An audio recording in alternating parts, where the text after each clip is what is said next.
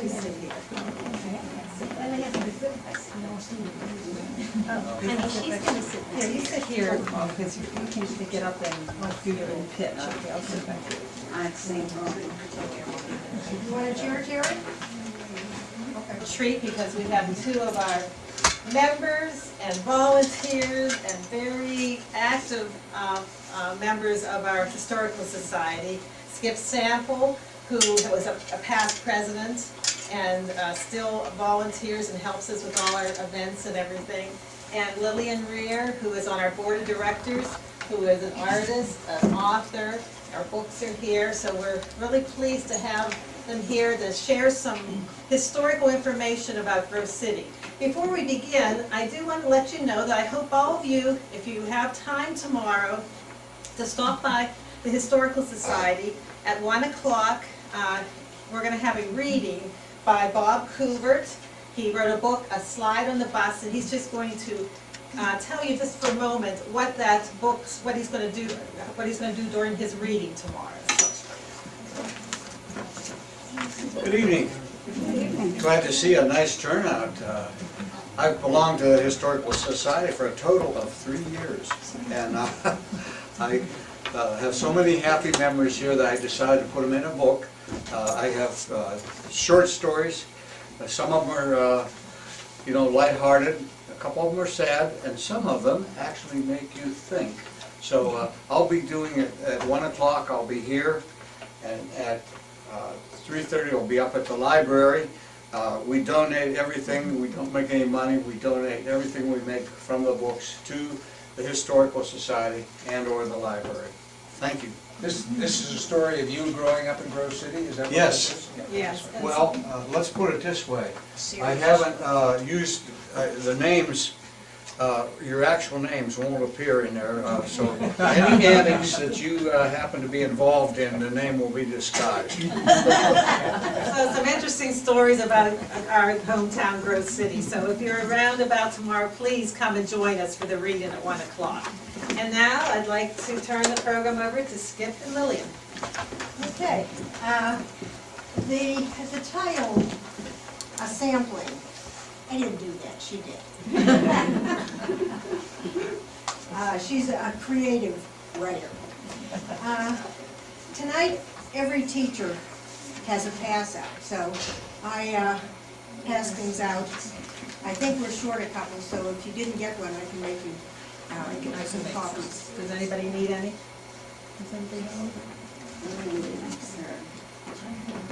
I only gave one per couple. I didn't get one. Darlene didn't get one.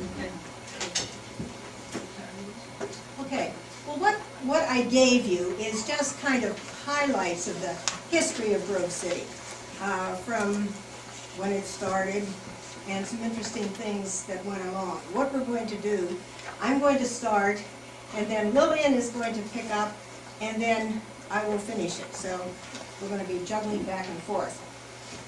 And if we can get this working. Grove City was started in 1798. And the person given credit for being the founder of Grove City was Valentine Cunningham. Now, there were a lot of people here before Valentine Cunningham. The Couverts were here. The McCoys were here. There were Indians, there were trappers, there were hunters. But Valentine Cunningham started the first business. And so he is given credit for being the founder of Grove City. He and his wife and their 2 little boys came from east of here near Huntington. And he had a land grant. And he came to claim his land grant. When they came, this is what they found. Notice there are no streets, no telephone poles, but he found exactly what he was looking for, which was a source of water. He wanted to build a grist mill. Valentine's wife called the area Pine Grove because of all the pine trees. She called the creek Wolf Creek because of packs of wolves that came to feed every night and morning.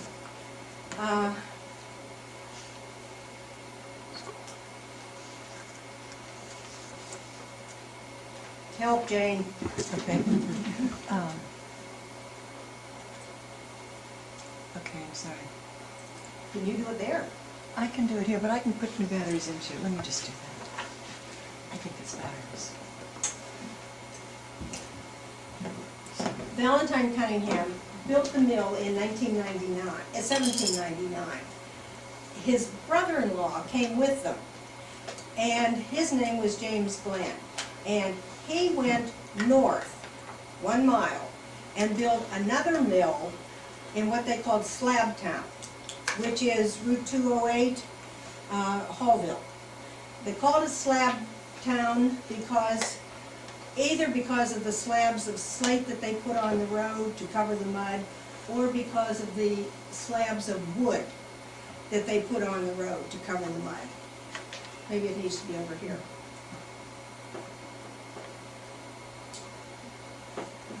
Apologize, let me just try a couple other things.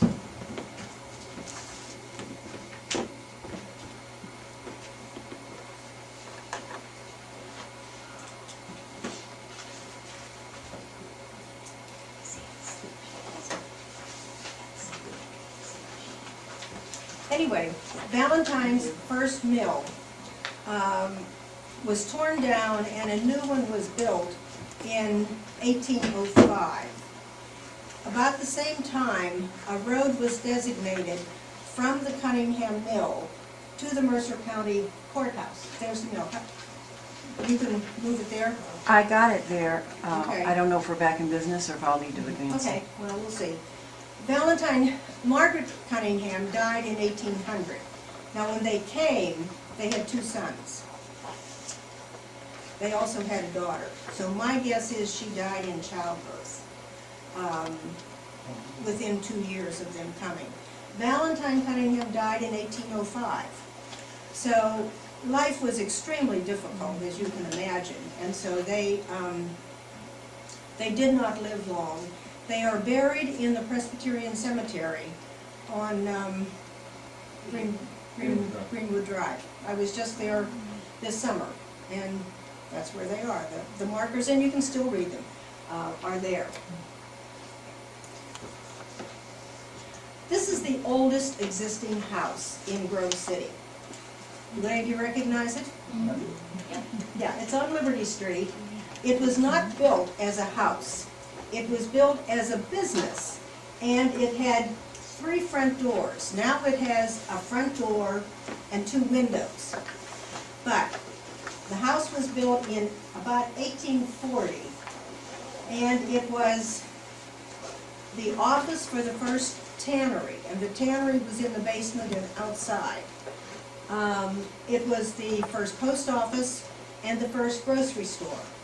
But what is really neat about this house, on the side there's a door that went upstairs, and on the 2nd floor in 1876 is where the Pine Grove Select School was started, which is the forerunner of Grove City College.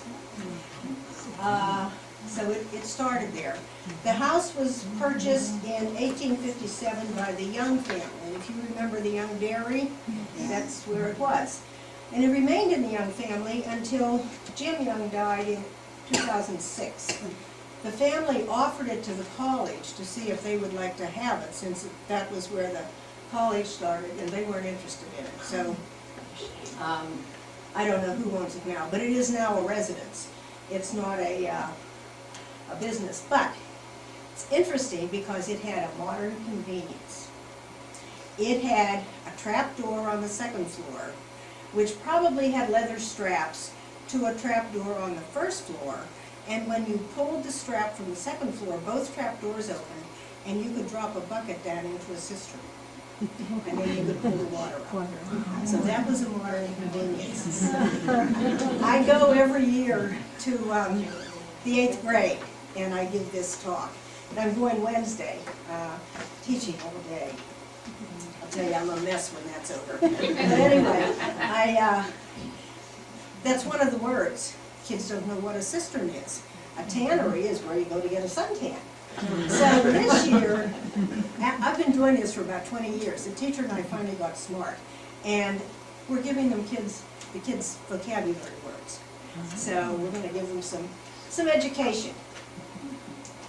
Now, this is the third oldest house. We just added this to our program.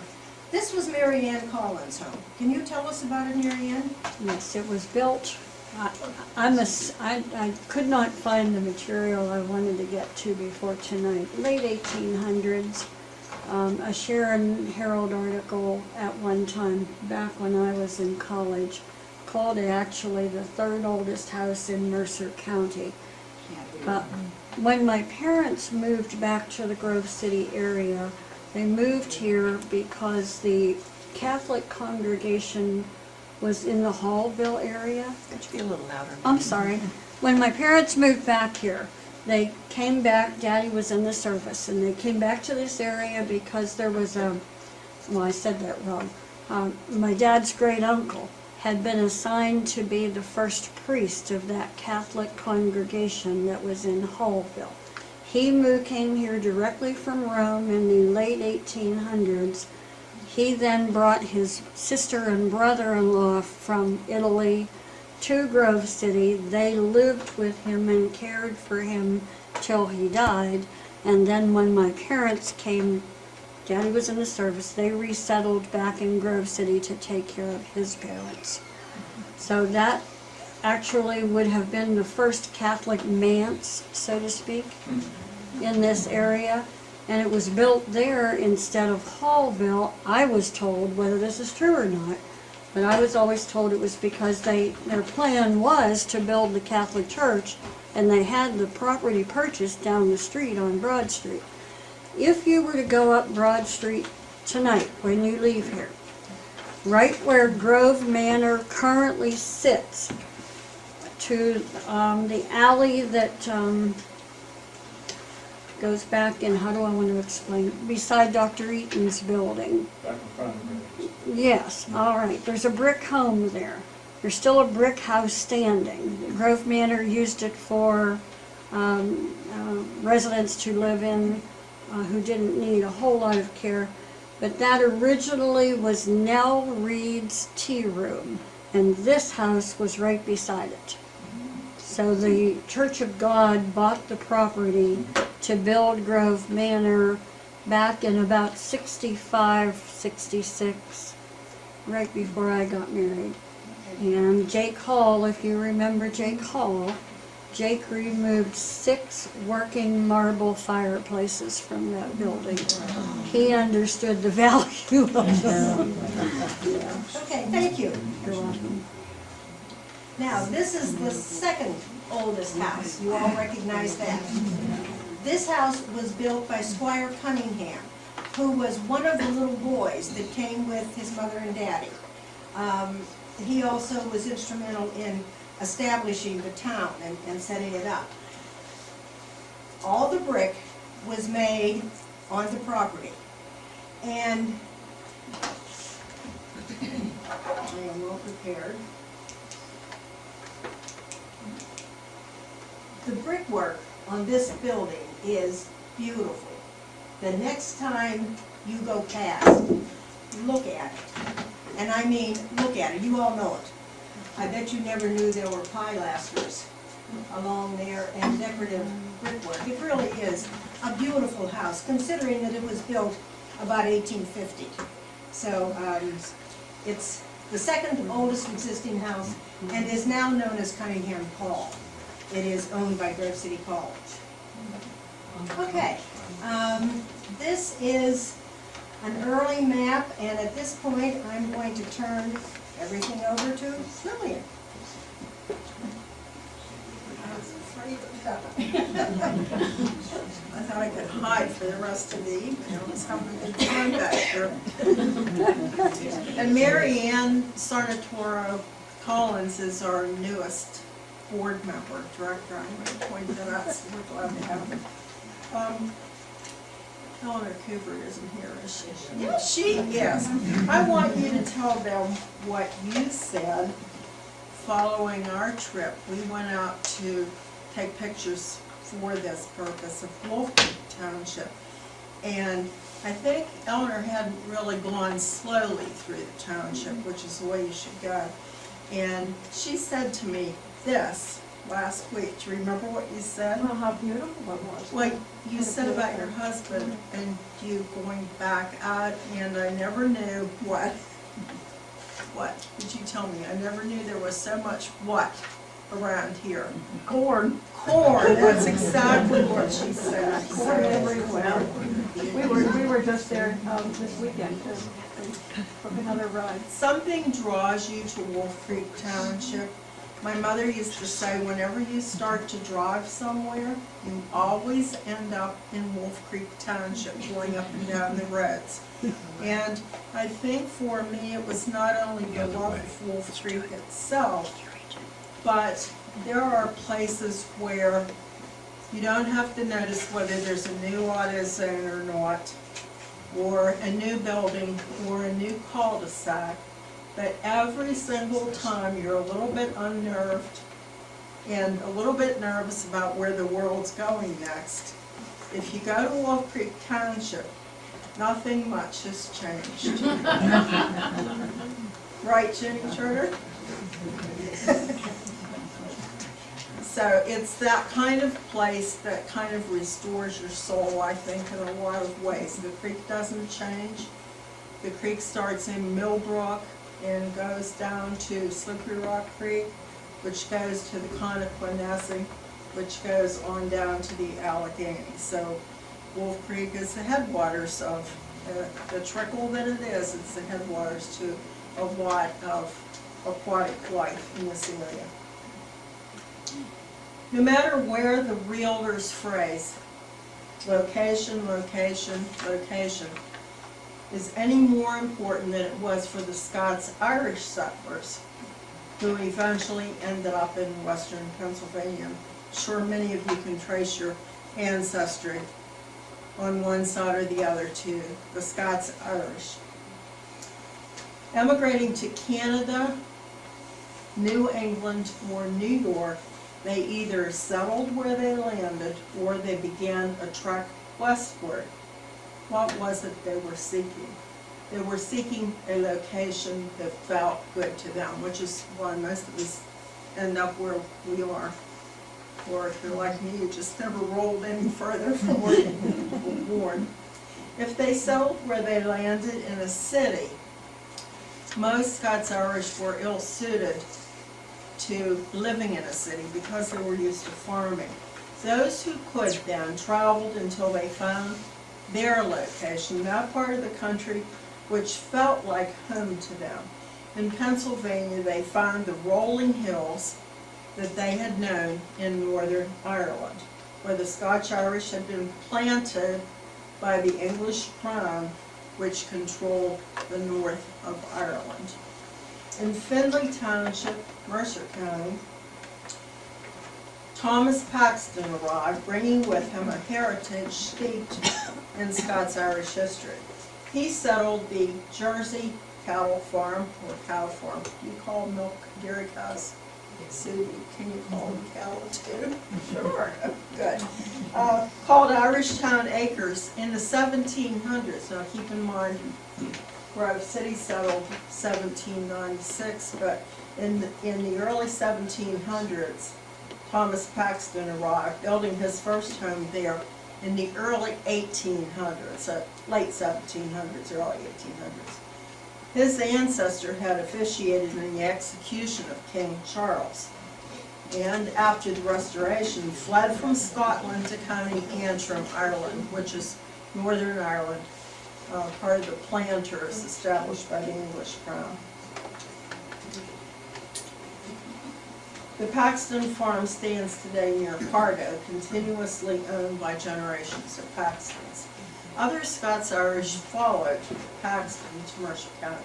So we can kind of lay the blame on the Paxton family, which is still right there at Irishtown, outside of Pardo. And from that, it is not Pardo. You can always tell a foreigner because they say Pardo instead of Pardo. And from those beginnings, we have the early settlement of Wolf Creek Township. Wolf Creek Township originally included what is now Wolf Creek Township, Pine, and Liberty Township.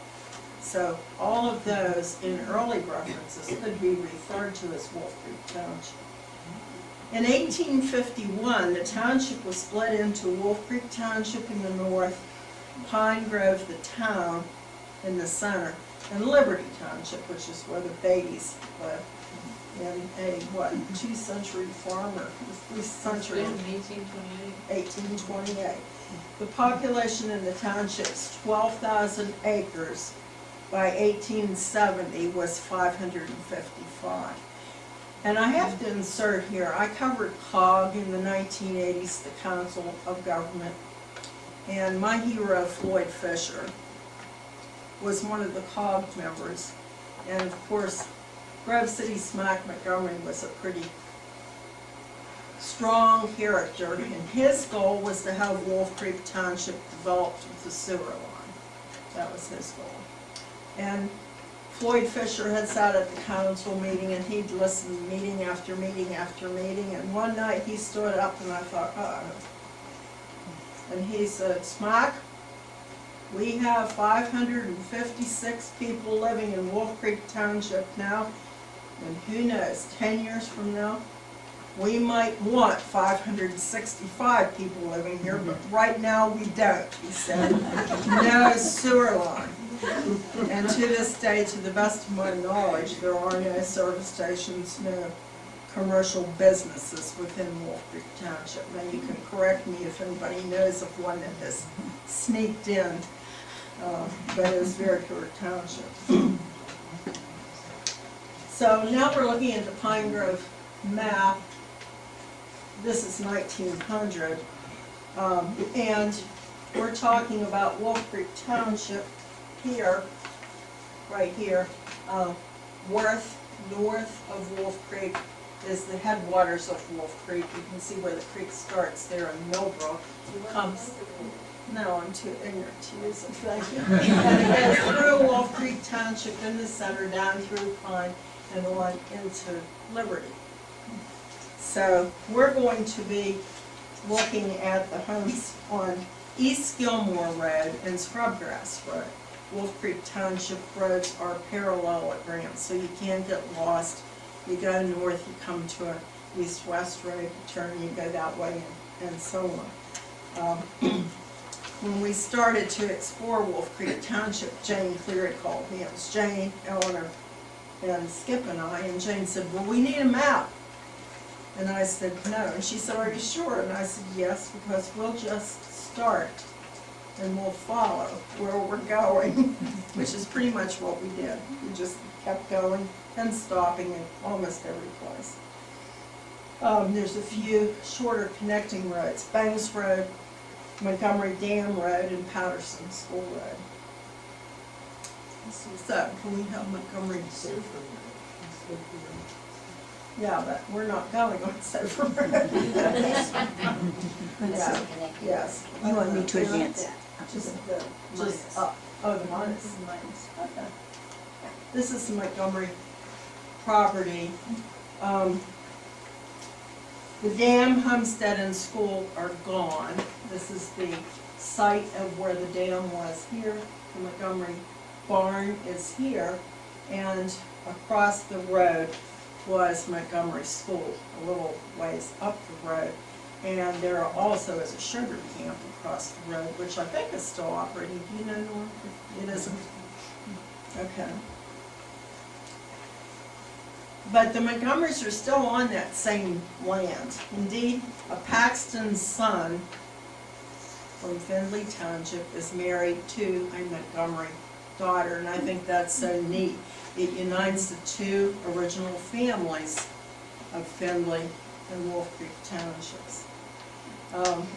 The first Montgomery was William Montgomery. He was a Revolutionary War soldier. He settled in Wolf Creek Township around 1798 with wife Nancy Nichols. He came to the area from Chartiers Valley.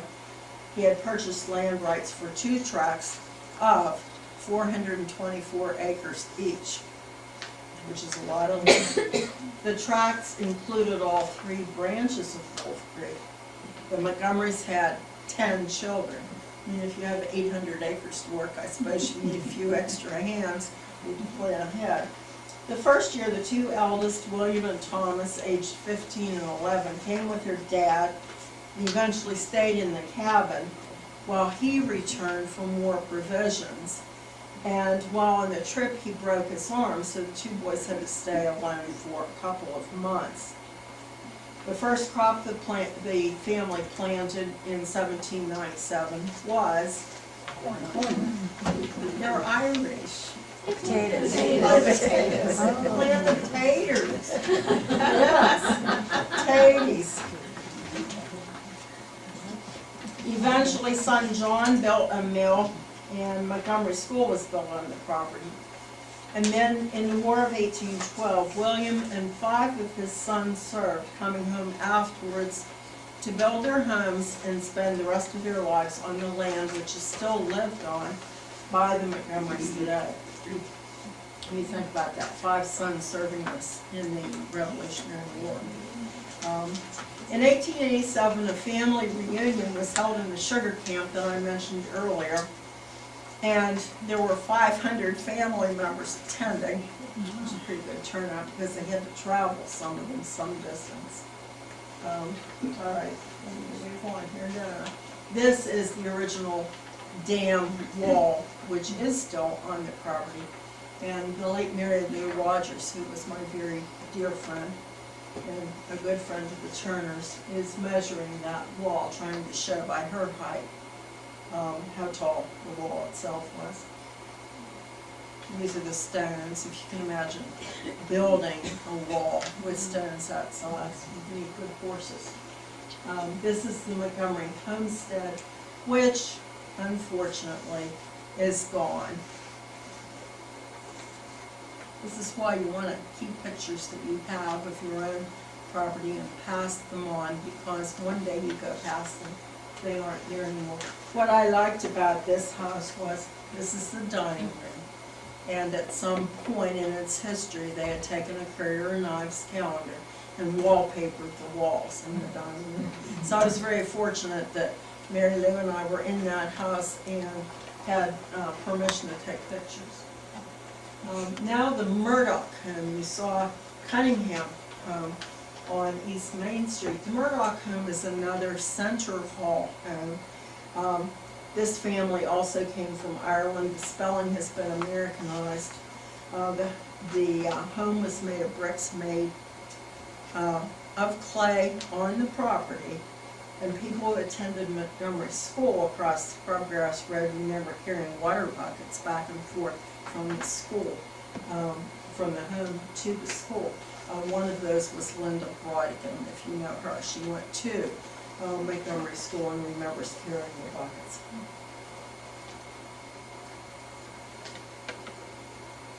This is the Murdoch barn, and this is Grover Baker's house. Montgomery Dam Road, so going up 173 and you turn on to Scrubgrass Road. East Gilmore. East Gilmore, I knew I was going to miss it. You turn one road earlier by Ebenezer Church, right? No. No? One more. Before you get to it. Okay, all right. I should know that, I've done that. This, if you go past the Montgomery home in the dam and then turn a sharp left, you'll come to Grover Baker's home. Grover Baker was born in 1890 to Joseph Gilmore and Margaret J. McBride Baker. Gil Baker had bought 223 acres in 1842, just before the Civil War. It was timber covered, but over the years he diligently turned it into farmland. The Bakers first lived in a log home, but in 1867, Grover Baker's little brother William, at age 9, dipped the bricks for his father's new home on Sterrett Road and handed them to the builder. Later, it and the frame farmhouse across the road was owned by the Jamison brothers, if you remember them. Some people call it Jameson. So, Jameson sounds more familiar. Grover Baker farmed and was a carpenter who worked on the administration building at Slippery Rock Normal School. and helped build the Church of the Beloved Disciple in Grove City, for which he was paid with a bag of gold. You can imagine that. He also built a Celtic cross for East Main Presbyterian Church, and he built many communion tables that are still in use. This is Union Home Cemetery, Wolf Creek Township, also on Scrubgrass Road. Founded in 1887. James Grace was one of the founders. If you go up 173, you see Dottie's Dream. Dottie's Dream, it's a flower stand, vegetable stand, and so on. Remember that name, Grace, because it will come up again. The land was taken from the original Grace farm. The stockholders sold stock to raise money for clearing and grading the land.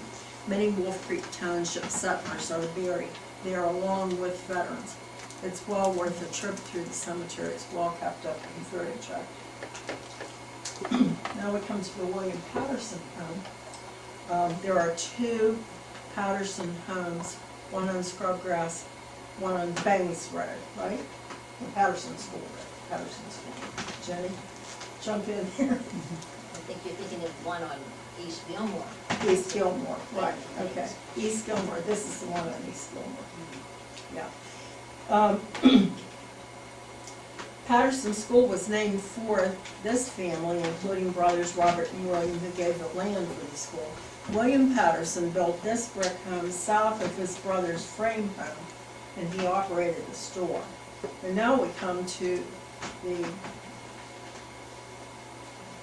we call it the Bangs home, but it's owned by Paul Bangs now, but it is the Robert Patterson home. I've painted a picture of it here on the right-hand side.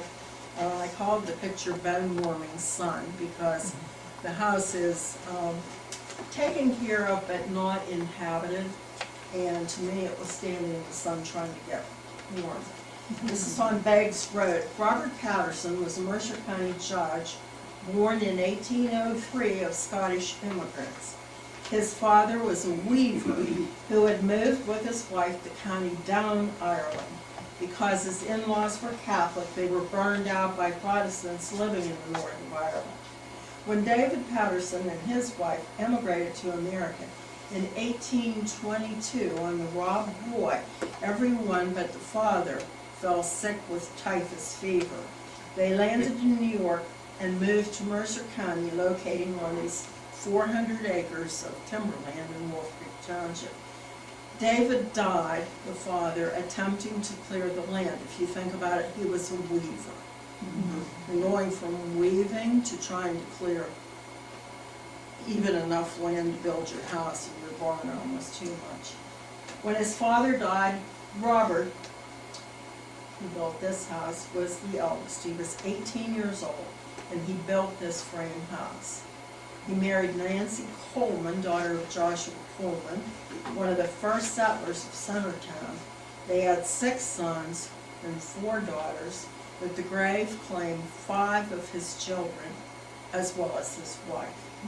Robert was a judge in Mercer County for a number of years, and for this reason, I believe this house should be preserved. I think it has enough history to be preserved. Now we go on to the Gildersleeve home, Patterson School Road. Ezra Gildersleeve purchased more than 100 acres of Wolf Creek Township property in 1837. Although he'd been in the area for some time, having been taxed in Irwin Township, Venango County, in 1800, so he was here late 1700s. In 1854, Ezra Gildersleeve gave a plot of land for Ebenezer Presbyterian Church. Anybody go to Ebenezer? You do? No, I was just taking a picture. Oh, I thought maybe you knew something. Behave, Tim. Will Gildersleeve was his great-grandson. The present Gildersleeve home and barn were built by Grover Baker's brother, Andy, who was a carpenter. And Will Gildersleeve was Andy Baker's brother-in-law. So in the township, the Montgomerys, the Bakers, Turners, right? Go on and on, yes.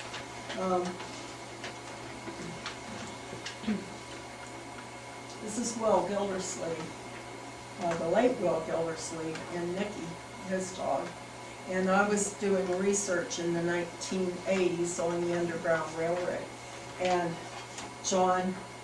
Will said to me, if you come with me, I want to show you my spring house, because my grandfather told me that Underground Railroad ran slaves and put them under the floor of this spring house. I remember it was in October when we went there, and I can still remember it as though I was actually going with him and Mickey now.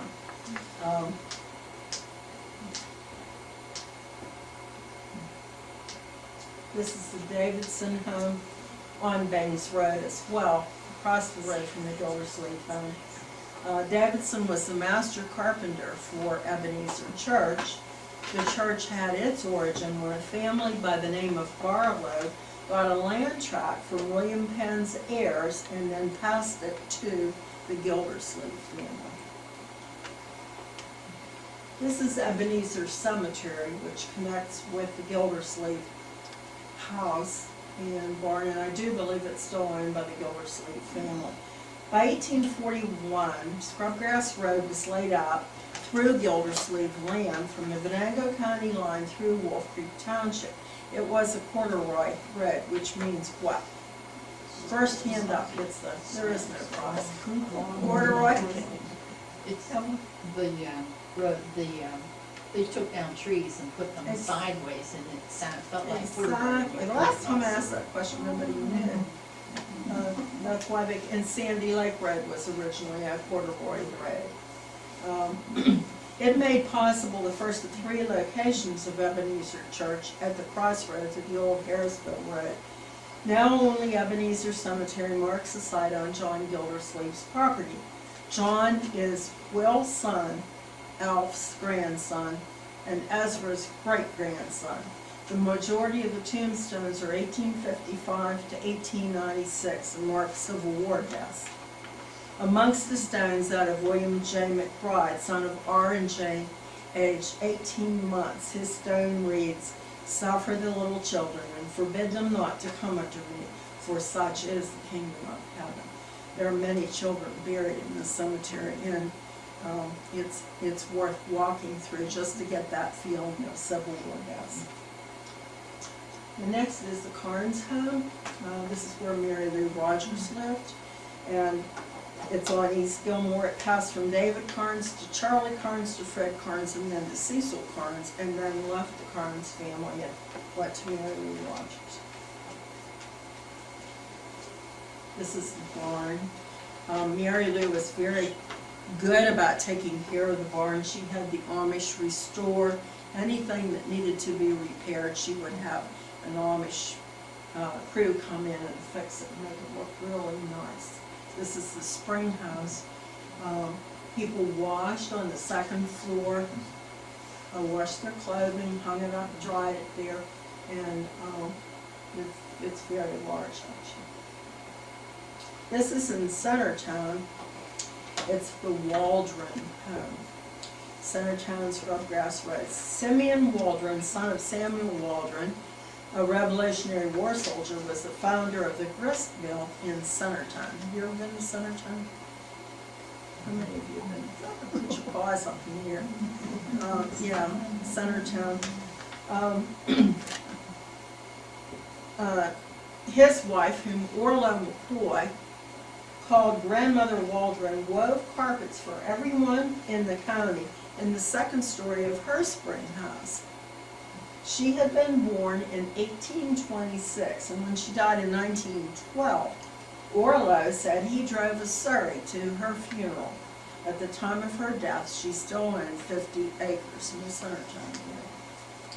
And then we go on to Orlo McCoy's house in Centertown Road. This brick home is right around the corner from Waldron's homestead in Centertown. It was built by who? I don't know the first name, but the Turner. Samuel. Yeah, Samuel Turner, who was the 5th son of Alexander Turner Sr., who immigrated from County Antrim, where? Ireland, to Venango County. He left his farm there and bought this farm from Samuel Waldron. On this farm was a log grist mill. The house was built of bricks made where? On this site. In July of 1860, he was mowing with his sons, and he said, and Willie McCoy told me this in quotes, "Let us stop and wet," W-H-E-T. He had just begun to wet his side when he fell dead, according to Willie McCoy. And McCoy bought the farm from the family in the early 1900s. Life was hard, you know. I wanted to show you a picture of Willie McCoy on the right, and his grandfather, Francis Ramsey, on the left, in front of the same fireplace inside that house, wearing very similar clothing, tall and bony, and Orlo smoked cutty pipe tobacco. I can still smell it sometimes. But when I interviewed Orlo and talked to him, nothing had changed in the house, nothing whatsoever. It was completely original. Frank Ramsey on the left there immigrated from where? Ireland. Belfast, Ireland, in the 1800s, settling in the Scotch Hill Church area. He cleared the land with oxen, and Orlo told me horses then were very modern if you had cleared with oxen, because you could tell a horse to go around a tree and it would, well, oxen just went straight ahead. You couldn't command them. This is the Coleman home, Centertown. Samuel Coleman and his brothers Nathaniel and Joshua came to Mercer County in 1796. His was the first death in the area, having been killed at the raising of Waldron's grist mill in December of 1805. Nathaniel and Joshua fought in the War of 1812. I don't think in Wolf Creek Township there were too many men left during the War of 1812, actually, I don't know to think about it. Nathaniel's grandson Samuel Coleman was a friend of the Quakers, so he traveled to Philadelphia once a year to meet with his friends. He was influenced by the Quakers, and that's why Wolf Creek Township, when he laid it out, when he surveyed and laid it out, he laid it out in parallelograms, because that's how Quakers laid out their property. He had a hand-operated flour mill and a half-horsepowered steam engine. He was the Centertown postmaster. The foundation you can see in the front here was where the post office was originally. His son Robert ran the general store in Millbrook, Worth Township, and across the road from this stood his brother's barn, home, and a polygonal barn. I don't know if some of you ever remember seeing that sheep barn, did you? It was later owned by the Campbell. Yes, yes. Presently, it's owned by my brother. Okay. It was designed by Coleman, and Coleman was very active in the Underground Railroad, and the organization I love, the Centertown Star Cornet Band, which set the echoes flying, as Tennyson used to say. The Centertown Star Cornet Band went to Harrisville, came to Grove City. Anytime there was an occasion, they marched. Yeah. The next is the Grace Farm, the Grace Homestead, bounded by the West Branch of Wolf Creek and the Montgomery Farm, scrubgrass on the north, and Gilmore Road on the south. James Grace acquired the farm in 1866 when he returned home from serving in the Civil War. His father was Birchfield Grace, born in 1804. The original house of Grace's was built sometime before 1845 and was a solid plank house. The barn was built on stone walls. Very little of the original is left standing on the farm. When the Civil War call went out for troops, James Grace and his 5 brothers responded. 6 boys from the same family won the war, but the eldest John was not permitted to go. James Grace himself repositioned his reserve insignia badge over his heart just before he went into battle. Had he not, when he was shot in the heart with a lead bullet, he would not have returned. But thanks to that badge, he was able to come home and find Union Home Cemetery. The Graces have the bullet, they have the badge. And actually Wolf Creek Legacy has a picture of that in it, because that would have ended a whole line, you see.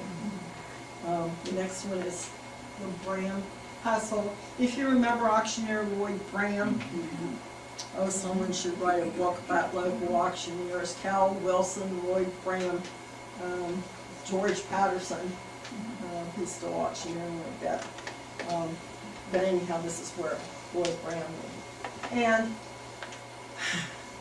where is he? Right here. All right, spill your guts. Tom I have Harris. tried for years and years and years to get information on this house. When Jane and I went past it, she said, oh, my friend lives there. We think the house was built in 1832, and it was an L shape. This is the front of the house. And do you think the bricks came from Hell's Kitchen, which is out off the Franklin Road? And we think the house was built by Gadsby. The people up the road from us are Gadsby's, and they came from England, and a father and a son.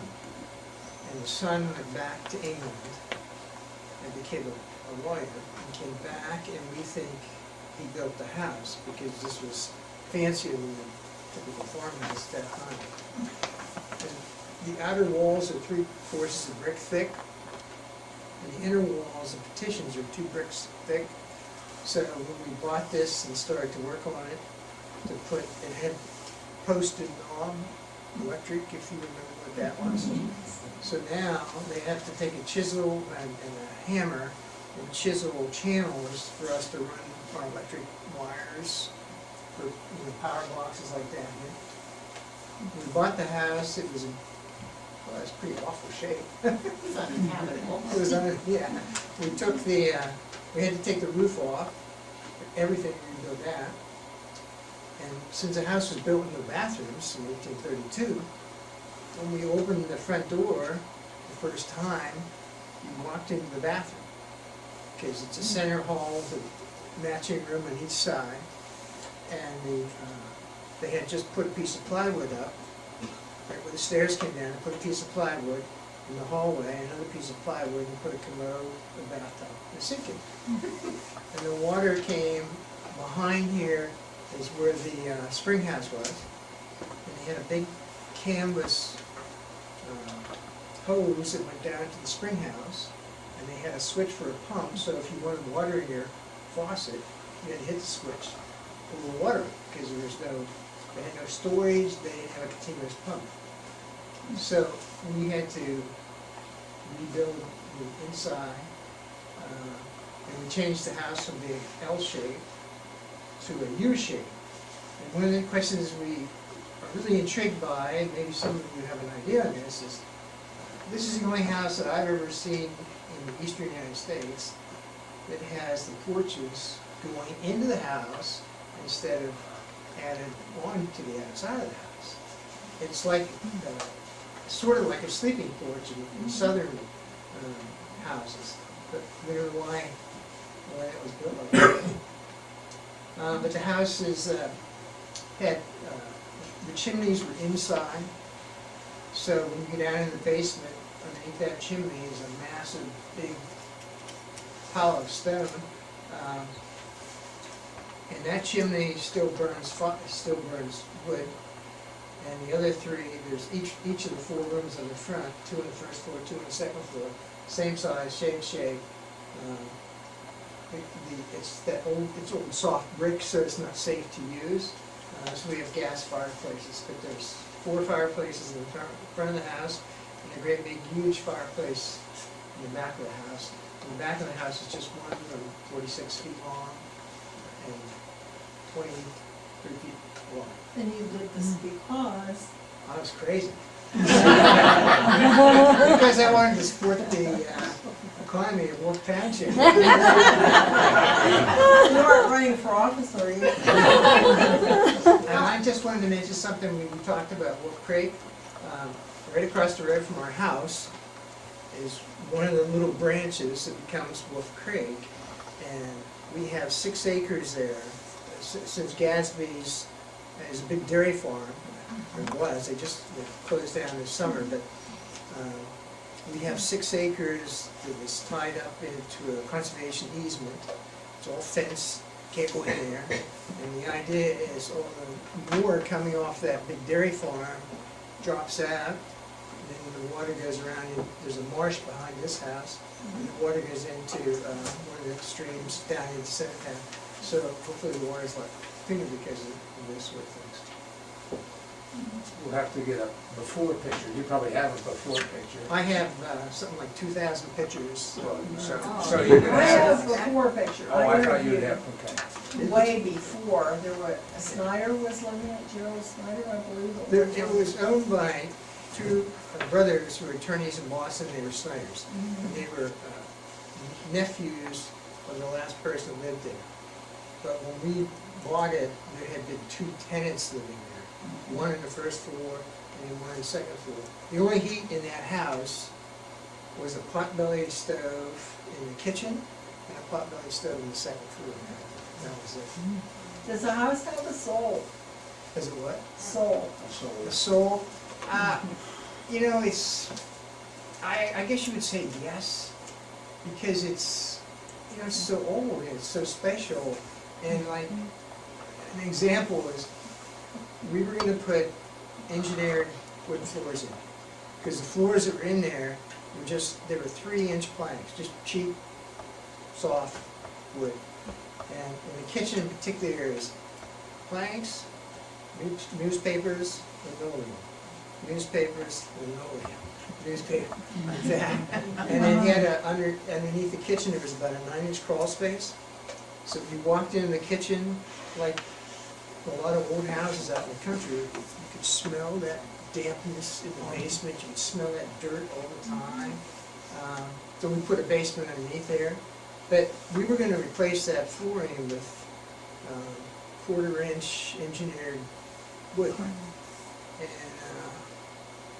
I thought about that, and you know, just isn't right for a house that old to put some thin, that's gonna wear out in 15 years.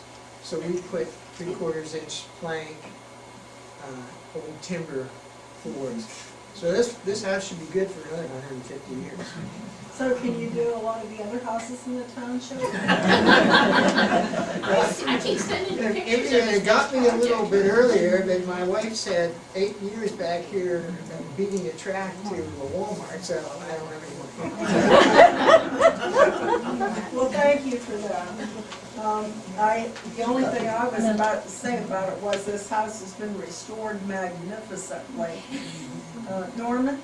I can't explain the porch in the front back end on an entrance, but a good many of the houses were built with that kind of porch at the back of the house back in that day.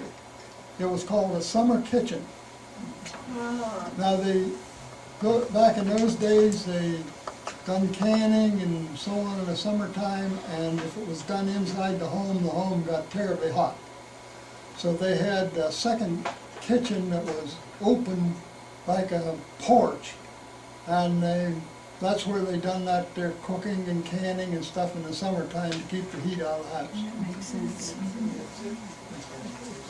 In conclusion of my section, before we go back to Skip, these homes are original in Wolf Creek Township, and I think you'll agree, for a moderately sized township, there is a wealth of Center Hall brick and frame homes. Many were built of bricks from the clay that was taken from the banks of the creek and baked in kilns on the premises. The township gave sustenance to the homes as though the homes sprang from the ground itself.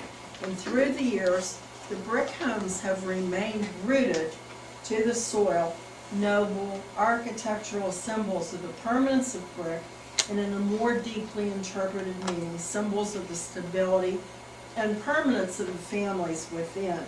They still stand, some sturdier than others, and some people say, why bother with them? We could have an AutoZone out there and a Floyd, I'm working on it. I'm sure there are many like them. They're important because they were built by folks like us, our ancestors perhaps. They are a reminder of what folks were able to do with their hands. And even though we may not have the same basic skills that they have, their blood runs in our veins, the blood of immigrants who wanted better for themselves and for their families. They valued location, location, location, and they respected the land. The folks who built these homes are an inspiration to us, an example. They were our beginning. Okay, Skip.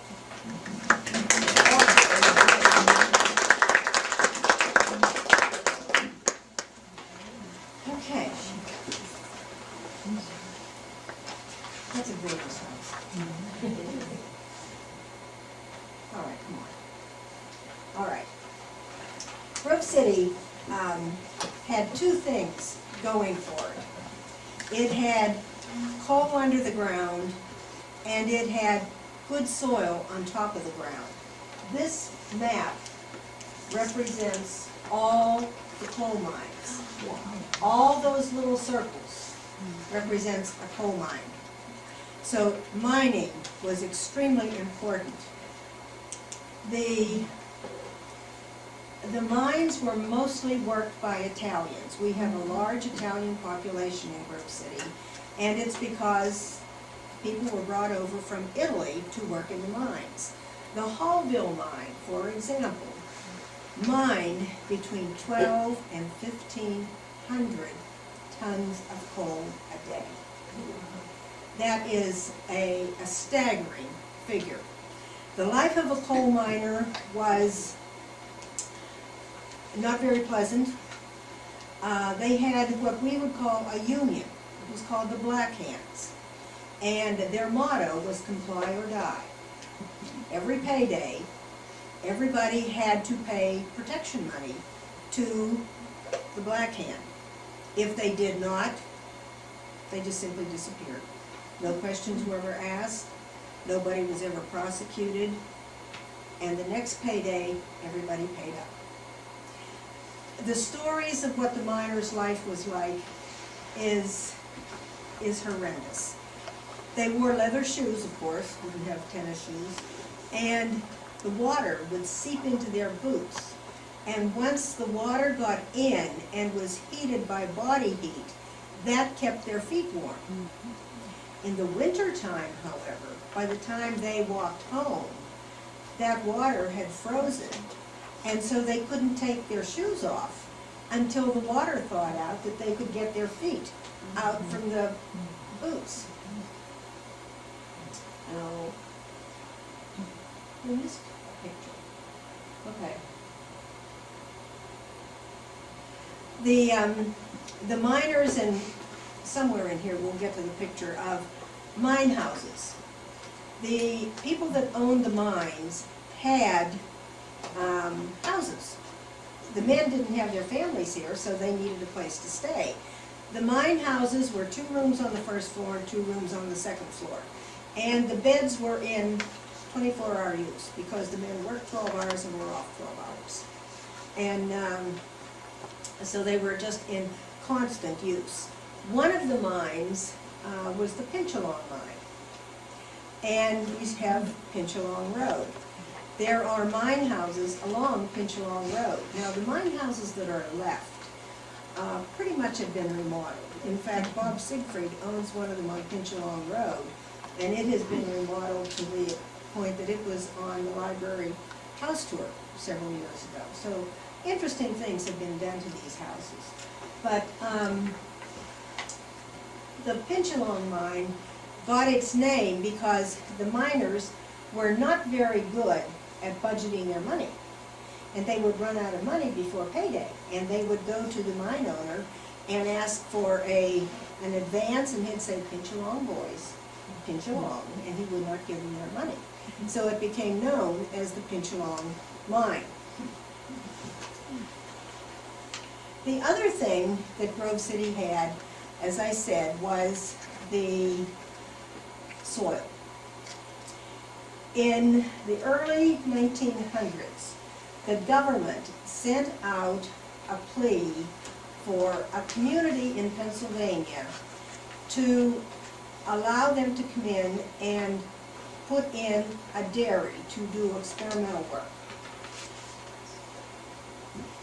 I just saw, I was just doing some research on the creamery, and I found a picture. New York Public Library has just opened up all their files, they digitized them all. And I did a search on Grove City, and I found a picture inside there, and it was Grove, and I tried to relate it, because in a lot of Grove cities, that it was the Grove City Experimental Creamery. Yes. So thank you. They, there were four cities that were in the running. And Grove City had an organization called the Commercial Club. And this was the movers and the shakers, the Pythians, the Harshaws, the McBrides, the Pollocks. And these men got together and they bought land on Lincoln Avenue across from the Bessemer. They paid $3,750 for 4 lots. And they sold shares, and people bought shares, and they put up the creamery. And they did experimental work. Roquefort cheese was developed here. Your parents worked at the creamery, didn't they? Mother and father? Yes. So, you know, this would have stood where the USIS building is. It's hard to imagine cows on Lincoln Avenue, but it was there. It started in 1914, and it finally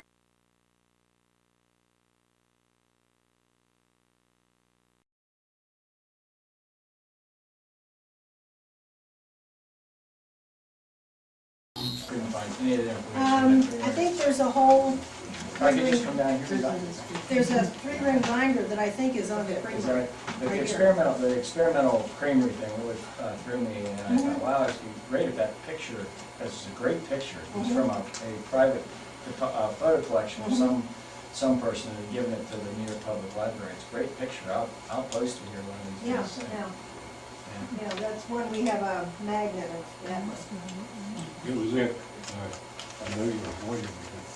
The question was, in this commercial club, it can't be forgotten that this commercial club was made up not only of civic leaders here in the community and the bankers, but it was a method of going out, and they contacted each one of these surrounding farms and guaranteed what they could do with registered stock as compared to the scraggly old things that they had inherited from their relatives.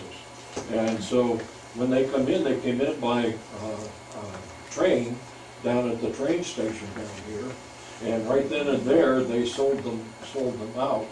And that commercial club was so profitable that they were the backers on a number of the buildings at Grove City College and other community interests here and there is a file back here in our file, because I brought some of the materials in that have all the booklets and pamphlets that came out during that time, including the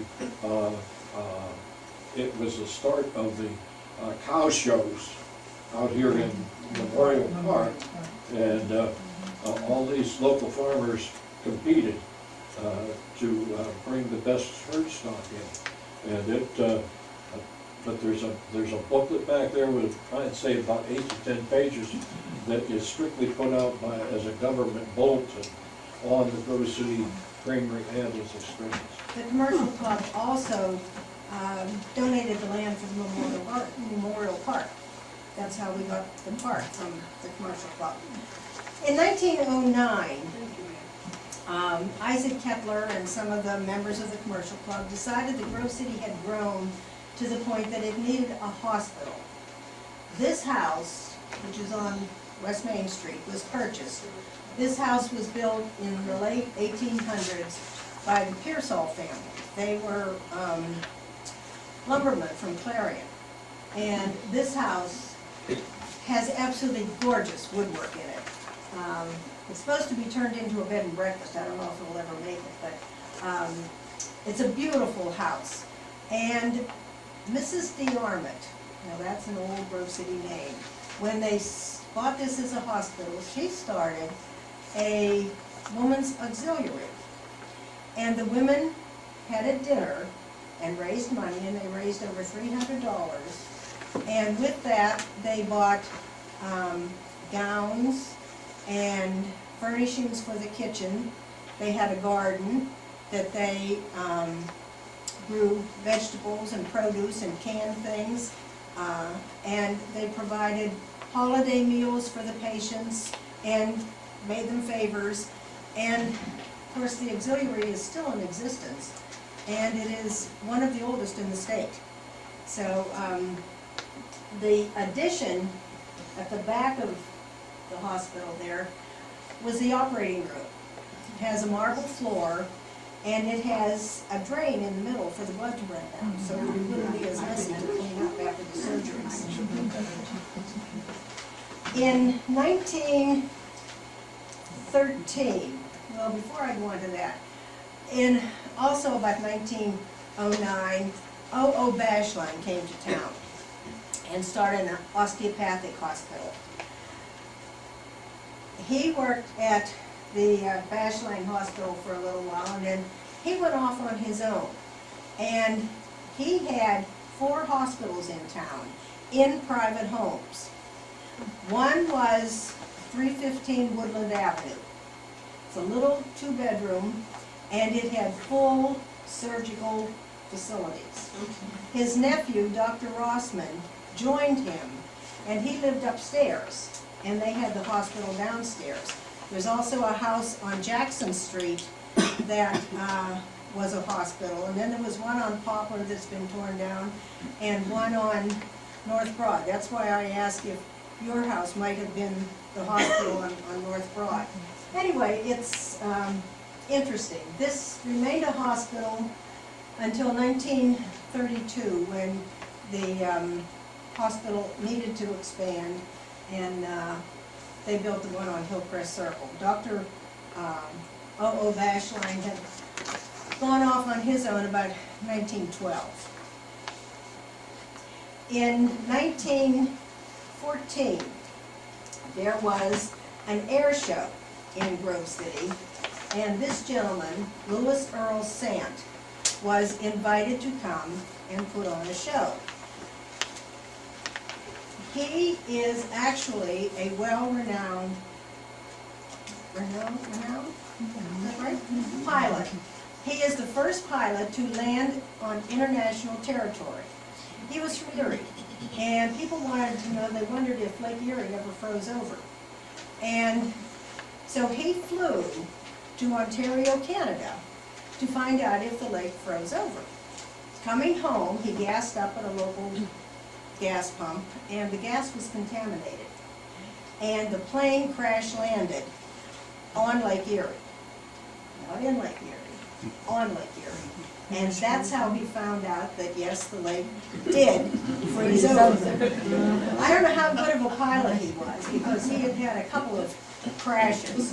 But he was knocked unconscious, came to, and pushed the plane about 5 miles across Lake Erie, and landed in northeast, where his injuries were treated, and he was on his way again. But there is actually a plaque in his memory at the Du Bois Airport and at the Pittsburgh International Airport.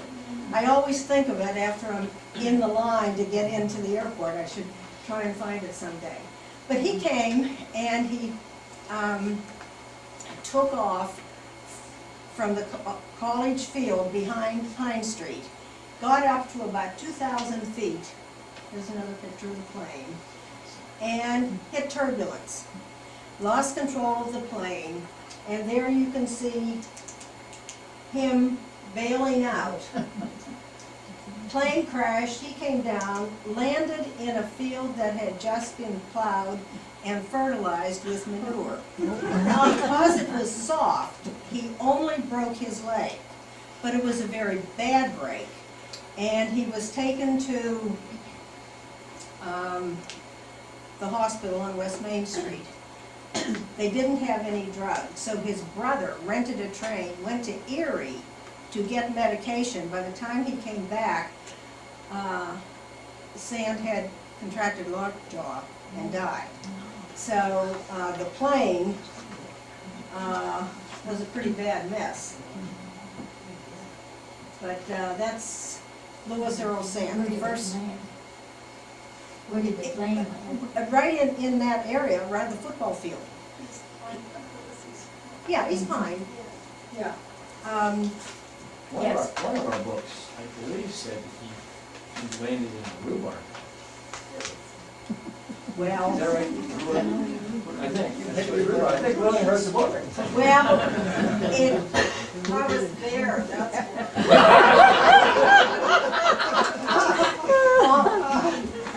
have you ever looked at the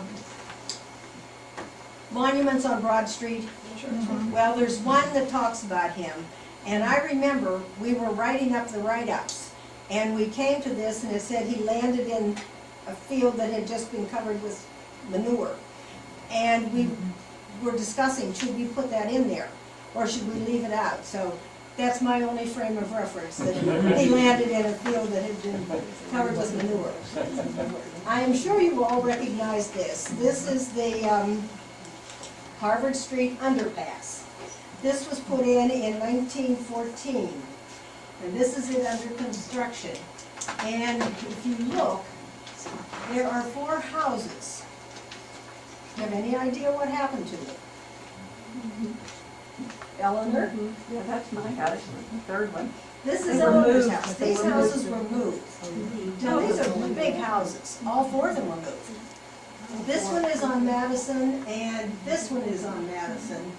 This was right behind where I lived on Woodland, and this is right across the alley. These are big houses. Russ moved into this house, what, this In the house? 50s. In the 50s. Yeah, Russ moved. The other one's a Campbell house? Yes, Campbell house, yes. and Diane. Yeah. lives there. They were probably moved in the 30s. There were a surprising number of houses that were moved in the 30s. That's the underpass today. This car, let me see. This, let's see. You all have heard of E.J. Fithian. He started Cooper Bessemer. And in 1917, he ran for governor of the state of Pennsylvania on the Prohibition ticket. Now, he was a very wealthy man, and he wanted to travel around the state in luxury. He had a Winton town car, which was a very large car. He had the body taken off, and he had a body put on it. Now, let me see here, what is in here. Darlene, this was It was stored in my barn, In I was your- in it. in your Yeah, it was stored in barn. my barn one winter. It was, It was nice inside, very nice. it had a sink, a Yeah. toilet. It had silk curtains, plush carpeting. Here is a picture of it with Dr. Fithian standing beside it. It was last driven in 1926. It was stored in your garage or barn. My barn, yeah. And somebody saw it, a Dr. Frank, and he contacted an opera singer by the name of Melcher, who was from Connecticut. And Melcher called Fithian's widow, and they talked about the car. It is the first known motorhome. And he bought it, sight unseen. Went to Florida, Well, yeah. but not right away. He came, and the man that had originally built it was Jim Black. He was still living. He worked for McNutt Motors. So he got it started. Now it had sat for 30 years. He had to hand crank it to get the grease moving, and he said it was surprisingly easy to start. Got it started. It weighed 16,000 pounds. It was about 10 feet tall. Had a toilet, a sink, couches, table and chairs. There's a picture of the toilet. There's the inside. It had a platform on the back with an awning so that he could stand and talk at different communities. Anyway, Melcher found Mrs. Fithian at the hotel playing bridge. She went and showed it to him, and he bought it. I've not found any price of what he paid for it, but he was so enthralled with it, he took it to Connecticut first, where he lived. Then it went to Florida. He had a museum, a car museum in Florida. What happened to it after that, we're not sure, but it is now in a museum in Las Vegas. Hank Lindbergh, you probably remember Hank. Hank was Dr. Fithian's nephew, and he was out in Las Vegas, and he was going to go and see it. Well, he had to pay to get in. He said, I'm not paying $5 to win when I played in that thing when I was a kid. So he didn't go in to see it. But if you ever go out to Las Vegas, that's where it is.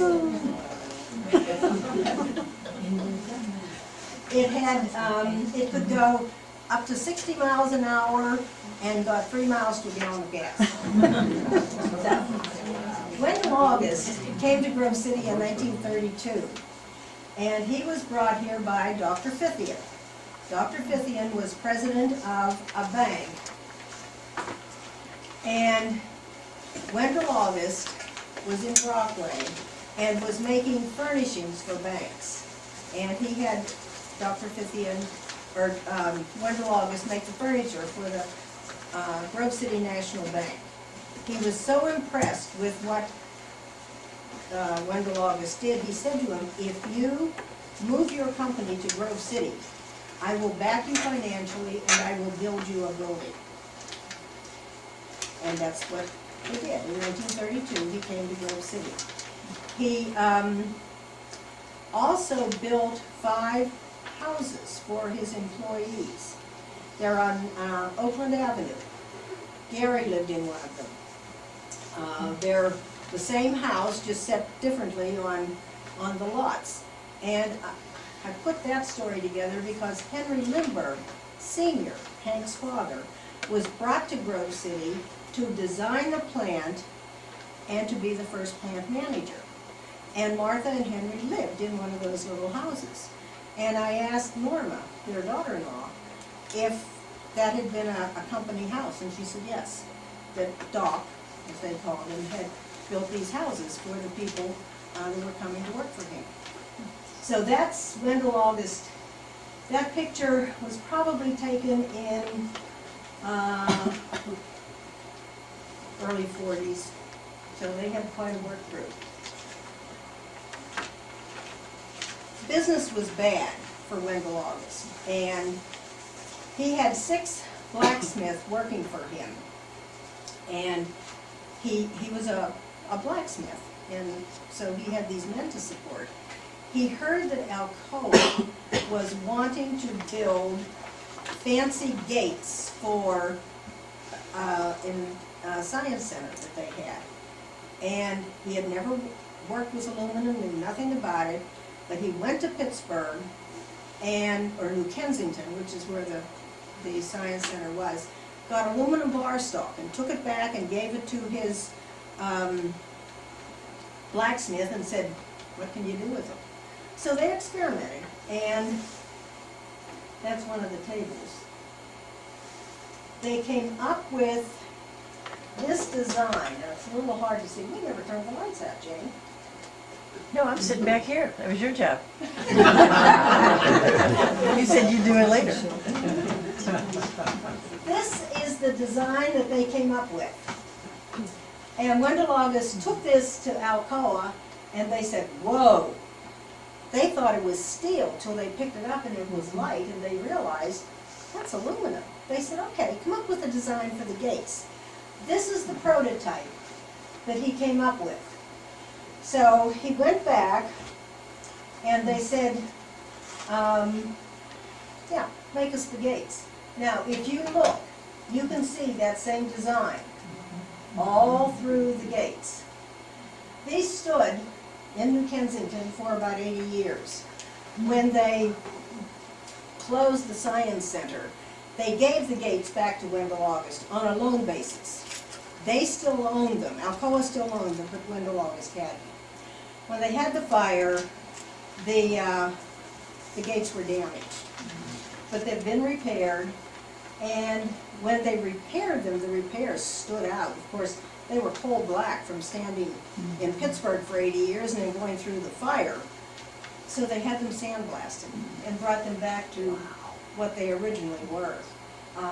They're gorgeous. Somebody asked me what they were worth, and I actually contacted Alcoa to try and find out if they had any idea what they had cost when they were made, or a value on them now, but, you know, they're priceless. And there's no record of what They they added cost. to new place. Yes, they're at the new place, yes. They're out in the factory. Now, this.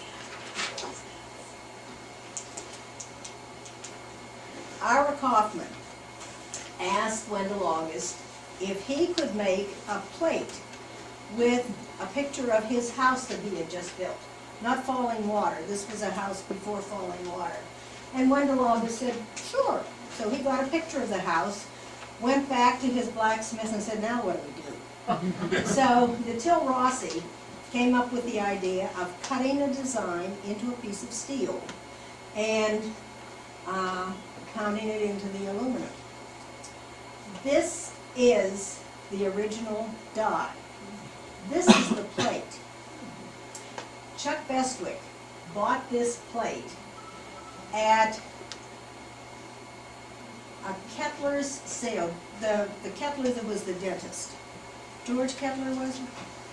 There was a Kettler who was a dentist, right? There was an attorney, but there was one that was a dentist. Wasn't there, Eleanor? I don't know. Well, anyway, his widow was having a sale. Chuck bought that plate for 25 cents. When he realized what it was, he took it to Wendell August and traded, gave them the plate, and they did some work for him. So I called Chuck and I said, is that story really true? He said, yeah, it's true. He paid 25 cents for it. Did they reimburse them? No, and he was ticked off that he gave up the plate. He said he didn't realize what it was either. He should have hung on to it. This is a candlestick that they made that I just think is darling. The blacksmith that they had did very creative work. Here's some more of the things. They did architectural things before they got into the aluminum giftware business. And I just found this out. There is a duplex at the end of Madison Avenue, right next to where Wendell August used to be. Used to be Red Sturgeon's office building. I never thought anything about it. But during World War II, Wendell August and all the forges had to shut down because they couldn't get aluminum. So Wendell August turned his factory into a dormitory. The Navy had sent sailors and Seabees to Grove City to learn how to build and repair diesel engines at Cooper Bessemer. They had no place to stay. So they stayed at the forge. And Wendell August built a dormitory.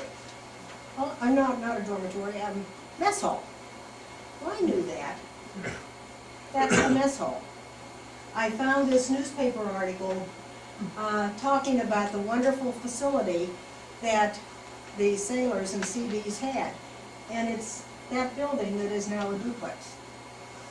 So that was a surprise. There's Dr. Rossman, or Dr. Basham. Woody in there, you know. Woody and Dawn and Wayne. Where I lived on Woodland, my neighbors were Mildred Egan, Martha Lindbergh, Jane Capron, Winnie Jones, and anytime Mildred Egan talked about the Bashlines, of course, I bought the Bashline house, so they often talked about the Bashlines. And Mildred would talk about, uh-oh, Bashline, and she'd laugh. He was long gone before I came, so I never knew him, but she'd say, uh-oh, Bashline. So he must have been a character. We went down to my grandpa's farm, and he always had to have a drink from the spring. The water. Yeah, and the farm, remember when they had that vegetable and plant farm? You go down to Harrisville, make a right, go over the railroad tracks and up the lane. Emerald.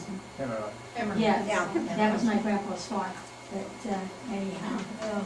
So they came down to grandpa's farm, that's how we knew them. Yeah, yeah. There's the house on Woodland that was the first hospital. There's the one on Jackson Street.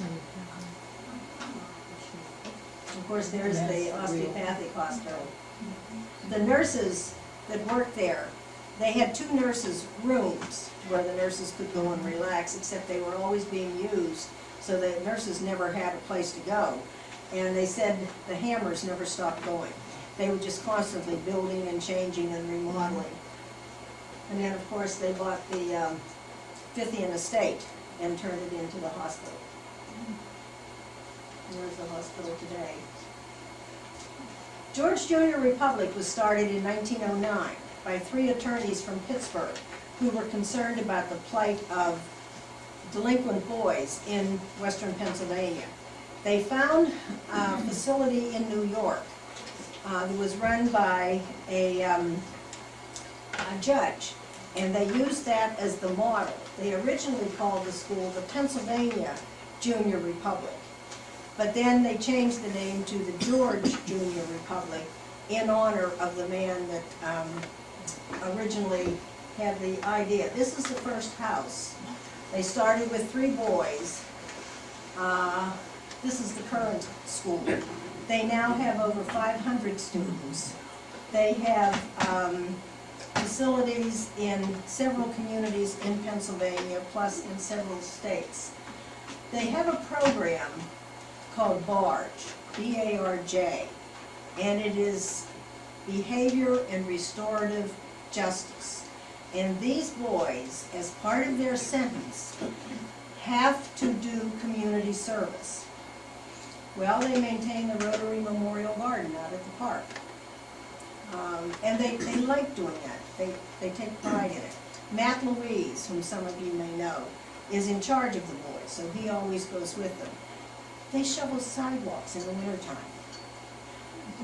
I had 300 feet of sidewalk around the property, 190 feet up to the house. I know because I just put in the sidewalks. They would come every morning that it snowed. They'd be there by 9 o'clock and shovel. And then, if it snowed all day, they'd be back later in the day. You didn't pay them. I gave them cookies, which they loved. But that was a community service that they did. They did my house, they did 2 ladies across the street, and they just had a route that they went all through the town. They take care of cemeteries. If you can't cut your grass, they will cut your grass for you. Really a nice program. In the late 1800s, the Clellan family started a greenhouse in Grove City. Then, in the early 1900s, the Ellenbergers bought it. And in the 1920s, Fred Coker bought it. He bought it for his 4 sons. He was an agronomist in Pittsburgh and decided to move out of the city and buy his own place for his sons. 2 sons did not come with him. 2 sons did. The one son left and started his own nursery in Mars, Pennsylvania. And that is still operating. You know it? Yeah. Nanny Jean, the last time I talked with her, is a full partner now with her son. Ronnie has retired. And so she is a full partner in the business. But I want to show you something. I've lived in Grove City for 45 years. Matter of fact, I moved here 45 years ago Saturday. Always have dealt with Cokers. right? I never paid any attention to it. If you remember when we were talking about the Cunningham house, I said, really look at it. Well, I sold my big old house and I moved on to Coker Drive. And every morning, as I'm walking my dog down Coker Drive, there's a smokestack at Coker's farm. Here is the smokestack. It is absolutely beautiful. 45 years and I have never seen that. So when I say to you, look at something, I mean, look at it. You know, and remember. Yeah, I took that picture yesterday and I had it blown up today. You know, next time you go out there, take a look at it. I go down to those greenhouses all the time and I have never seen that smokestack. Is that folk art, Lillian? Yep. Folk art. I Yes. think they used that smokestack was because they had a furnace back there to heat. To heat the greenhouse. And I think they still use it. I think they still do. Yeah. I remember when I was little. Yeah, well, I was shocked. Verdicts came here in about the 1930s, and they started with a smoke shop. And they sold cigarettes, cigars, magazines, and they had a board that when there was a ball game in Pittsburgh, Ted Monroe would listen on a Harman radio to the ball game, and then he would call the score into verdicts, and they would post it, and he did this in exchange for free coats. This is what the old store looked like inside. And this is the current store. If you recall, in the mid-'80s, there was a fire on Broad Street, and this is where they moved after the fire. Now, George Howe came to Grove City in the 1920s and opened a grocery store. And if you bought, one place I read $5 worth of groceries, another place I read $10 worth of groceries, you got a free pound of coffee. Well, it became apparent after a while that people liked the coffee more than the groceries. So they became a coffee store. And Mr. Howe delivered the coffee in a Model T Ford. And the people would hear him coming and they'd say, "Howe's here, Howe's here." Well, Howe moved out to West Main Street. And now the logo is "Here's How." And I talked to Becky May, whose granddaughter or great-granddaughter, and I said, is that story true, that it went from "How's here" to "Here's How"? And she said, yes, it is. I called her this weekend and I said, where was the store on Broad Street? It was down right next to the railroad track where you turn to go behind the buildings. The original store has been torn down, but that's where it was. Now, several years ago, Tom Gregg from the college said to Marty that the college had found a wheel. And she said, well, bring it down to the society. He said, well, it's a little big. If you recall, there were dams at both ends of Wolf Creek. And several years ago, the dams were rotted and they were taken out. When the dams were removed, the water level dropped. And this wheel surfaced down by the college football field. So the college employees saw it and they flipped it out onto the bank so that it remained in the elements and didn't dry out. The college, I don't know how long it sat on the bank, finally moved it up to their unheated maintenance building on Madison and Pine. So I was doing something with Tom Gregg and I said, can I see that wheel? He said, sure. I was thinking a surveyor's wheel or a bicycle wheel. Whoa. When I saw that, it is white oak, it is 60 inches in diameter, weighs over 300 pounds, and is in almost perfect condition. And I said, can I have somebody come and look at this? And he said, sure. So Chris Tyner, who is a master carpenter, came and looked at it, and based on the condition, the wood, the construction, and where it was found, this is the original gear from the Cunningham Mill. Archaeologists from Youngstown University asked if they could come and see it, and they said they had read about things like this, they had seen pictures of things, they had never actually seen one. So this is a true artifact. So Grove City has really come full circle. And if you look down in Cunningham Mill Park, we have a little building with this display. Chris repaired it and treated it to preserve it. And Grove City Borough, Grove City College, and the Historical Society worked together and put up the little building. And now it sits on the banks of Wolf Creek, just a few feet from where it originally started. So Grove City has a wonderful history, lots of good stories. I hope you've enjoyed this evening.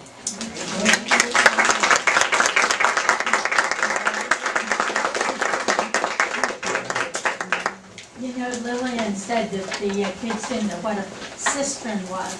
When Elder Riddle was teaching 5th grade up here during World War, she told them about World War II rationing, and you couldn't buy things. And that was just beyond their comprehension. They thought if you had the money, you could buy. We thought she was wonderful. She drove clear down from faraway city of Clintonville to come and teach. That great city of Clintonville, we know about that. Mary, you And were showing history, talk about Mary. those houses that they was moving, I don't know what time. They I remember when he took them But, out. the method of moving houses back in those days, does anybody know how they did it? Why is the steel one thing? Yes, they